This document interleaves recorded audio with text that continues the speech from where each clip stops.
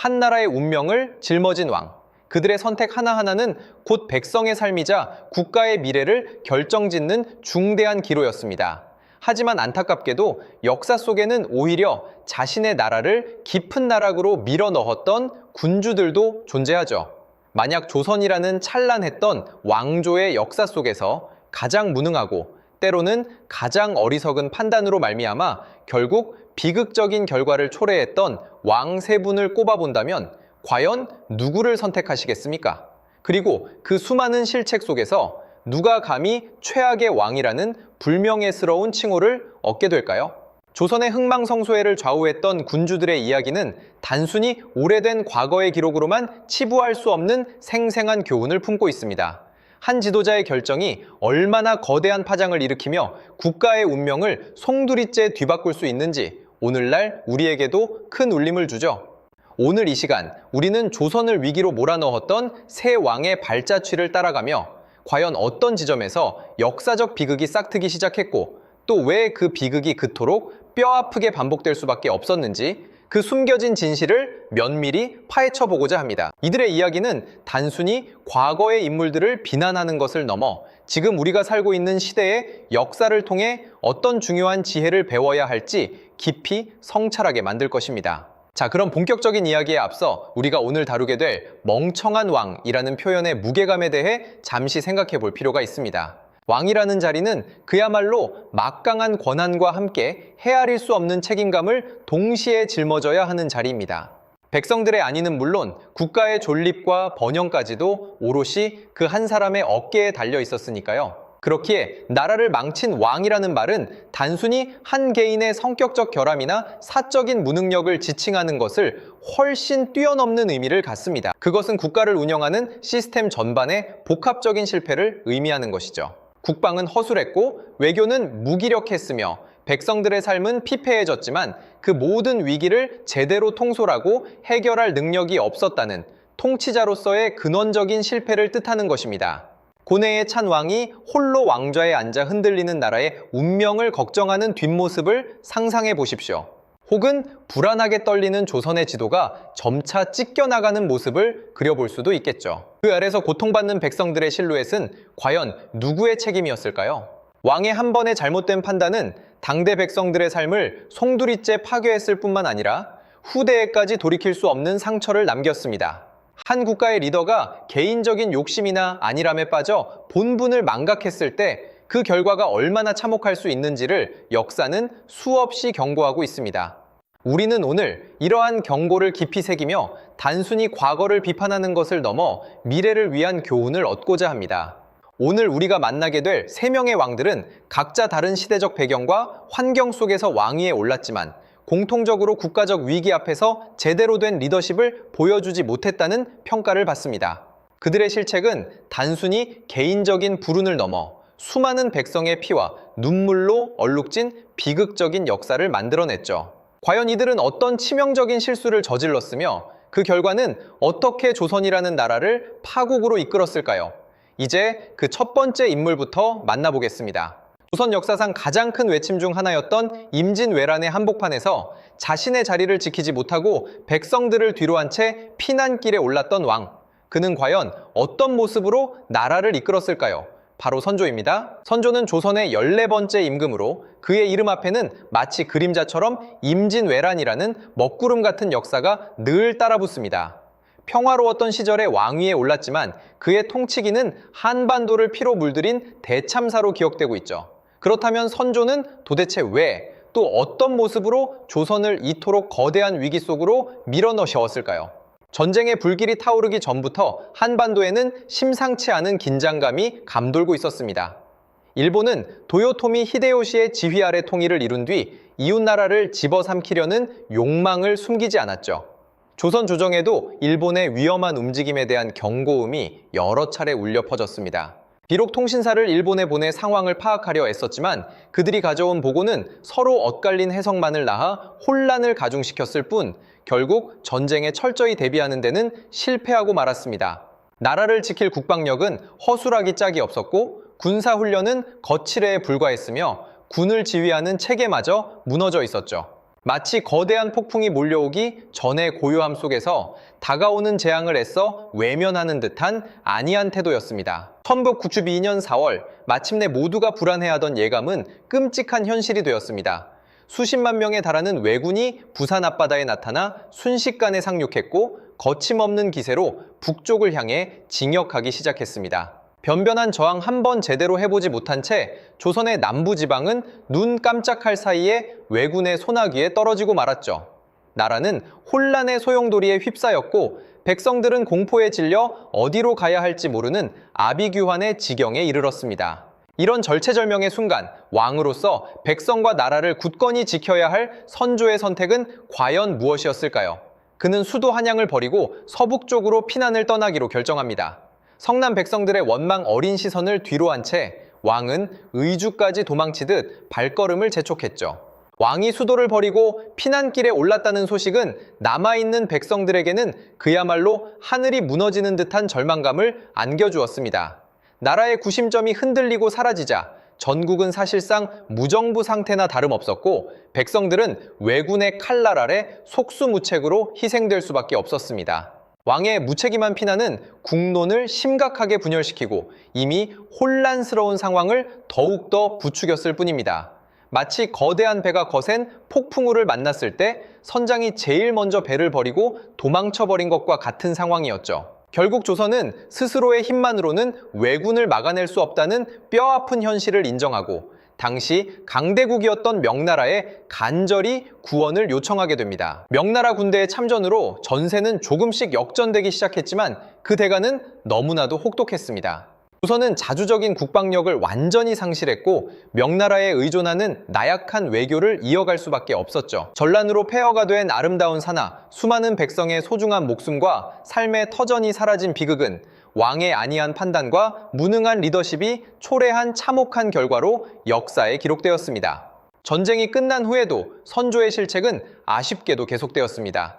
황폐해진 나라를 복구하고 백성들의 삶을 안정시키는 것보다는 신하들 간의 파벌 싸움에 더욱 몰두하며 국력을 소모시켰으니까요. 임진왜란이라는 전례 없는 국난을 겪고서도 그는 진정으로 백성을 위한 정치를 펼치기보다는 자신의 권력을 유지하는 데 급급했던 왕으로 평가받습니다. 그의 재위 기간은 한 나라가 가장 큰 위기에 처했을 때 그 지도자가 과연 어떤 모습을 보여주어야 하는지에 대한 아주 뼈아픈 반면교사가 되고 있습니다. 선조의 이야기는 한 국가의 리더가 얼마나 냉철한 국제 정세 판단과 철저한 국방 대비, 그리고 무엇보다 백성을 향한 깊은 책임감을 가져야 하는지 여실히 보여줍니다.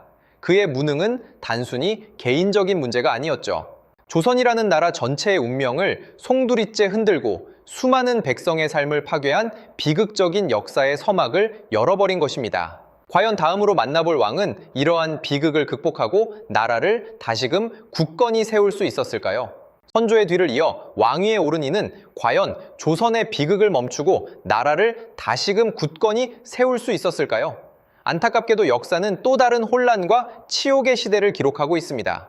이제 우리는 굴욕의 왕이라는 아픈 별명을 가진 두 번째 인물, 바로 인조를 만나볼 차례입니다.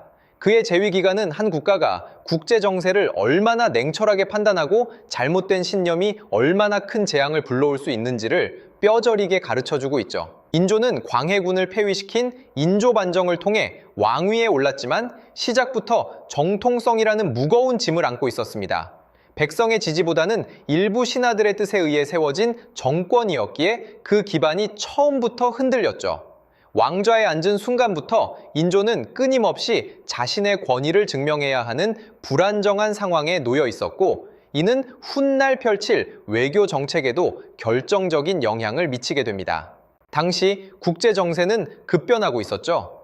오랫동안 조선의 든든한 형님 같았던 명나라는 서서히 기울고 북쪽에서는 신흥 강국인 후금, 즉 훗날의 청나라가 무서운 기세로 떠오르고 있었습니다.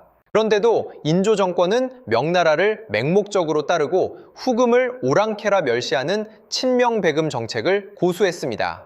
마치 눈앞에 거대한 파도를 보지 못하고 과거의 낡은 지도만을 붙잡았던 격이었을까요?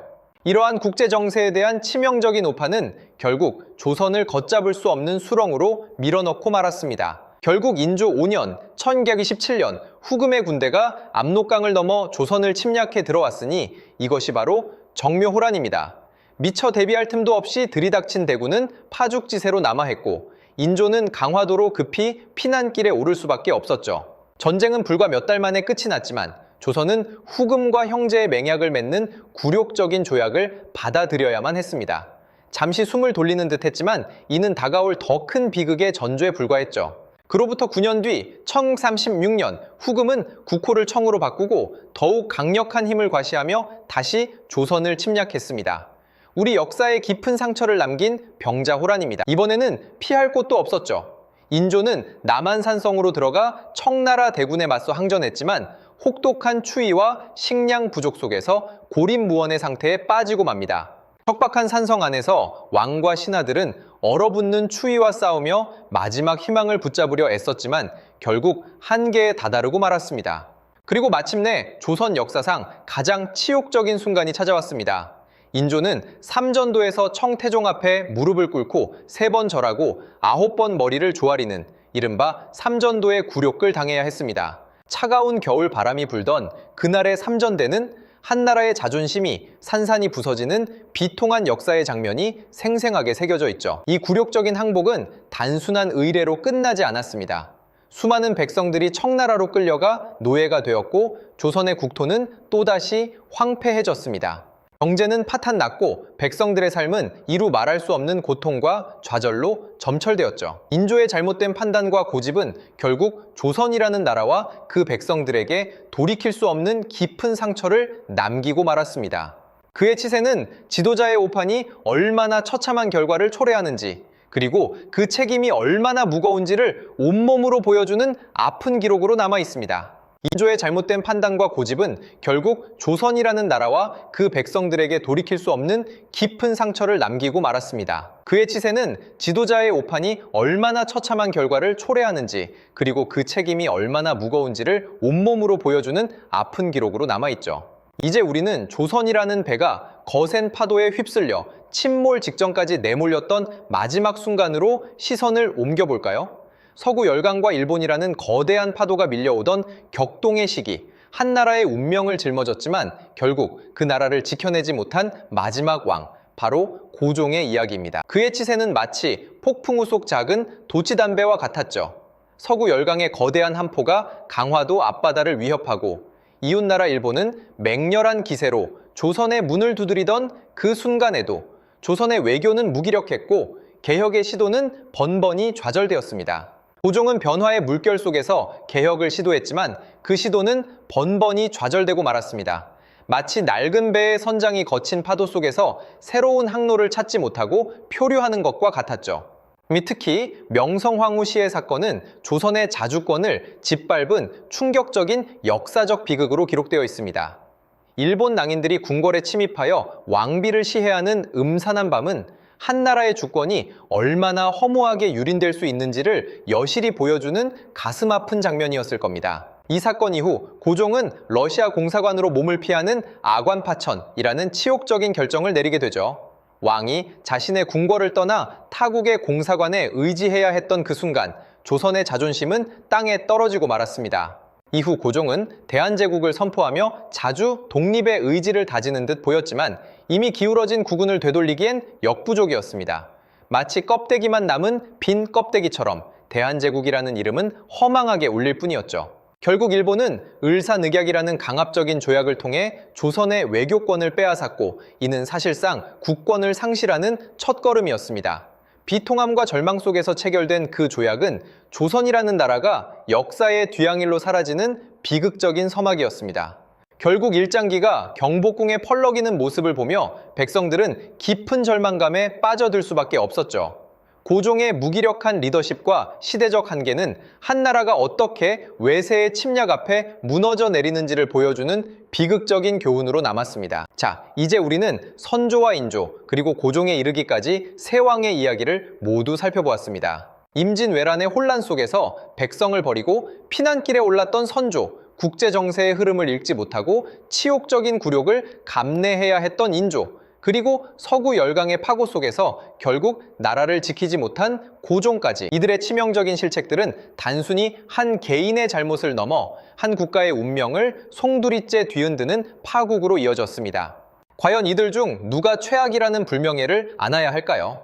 어떤 분들은 임진왜란이라는 초유의 국난 앞에서 무책임하게 도망쳤던 선조를 지목할 수도 있을 겁니다. 왕으로서 백성을 버리고 도망쳤다는 사실 자체가 용서받을 수 없는 죄라고 생각할 수도 있겠죠. 또 다른 분들은 잘못된 외교 정책으로 2번의 호란을 겪고 삼전도의 굴욕이라는 치욕을 남긴 인조를 최악의 왕으로 꼽을지도 모릅니다. 그의 고집과 오판이 수많은 백성을 노비로 만들고 국토를 황폐하게 만들었다는 점에서 말입니다. 하지만 또 다른 시각에서는 급변하는 국제 정세 속에서 아무런 대책 없이 나라의 주권을 잃게 만든 고종의 무기력을 가장 큰 비극으로 볼 수도 있을 겁니다. 나라 자체가 사라져버린 것만큼 큰 비극은 없다고 말이죠. 이처럼 세 왕이 처했던 시대적 배경과 그들이 남긴 파국적 유산을 교차시켜보면 누가 더 큰 잘못을 저질렀는지 단 하나의 답을 내리기가 참으로 어렵습니다. 한 왕의 무능이 불러온 특정 사건의 비극성과 또 다른 왕의 무능이 초래한 국가 시스템 전체의 붕괴 중 어느 것이 더 큰 죄악이었을까요? 우리는 이들 중 한 명만을 최악으로 단정할 수 있을까요? 아니면 이들의 비극적인 이야기가 결국 한 나라의 운명을 결정하는 지도자의 선택이 얼마나 중요한지, 그리고 그 선택이 얼마나 많은 백성의 삶을 좌우하는지를 가슴 아프게 일깨워주는 것은 아닐까요? 우리가 과거의 실패를 직시하는 것은 단지 옛 이야기를 되새기는 것이 아닙니다. 그것은 현재를 살아가는 우리에게 미래를 대비하는 소중한 지혜를 안겨주기 위함이죠. 지도자의 무능과 오판이 한 국가를 어떻게 파멸로 이끌 수 있는지를 통해 오늘날에도 여전히 유효한 리더십의 중요성과 더불어 시민의 역할에 대해 깊이 생각하게 합니다. 조선을 망친 멍청한 왕들의 이야기는 결국 오늘날 우리에게 어떤 리더십이 진정으로 나라를 지키고 번영하게 하는가라는 질문을 던지고 있습니다. 그렇다면 과연 조선시대에는 진정으로 위대했던 왕은 없었을까요? 다음 시간에는 혼란과 역경 속에서도 조선을 빛낸 위대한 왕들의 이야기를 통해 진정한 리더십의 가치를 다시 한번 되새겨보는 시간을 가져보겠습니다. 이 영상이 도움이 되셨다면 좋아요와 구독 부탁드립니다. 여러분의 응원이 제게 큰 힘이 됩니다. 다음 영상에서도 더 유용한 정보를 공유하겠습니다. 감사합니다.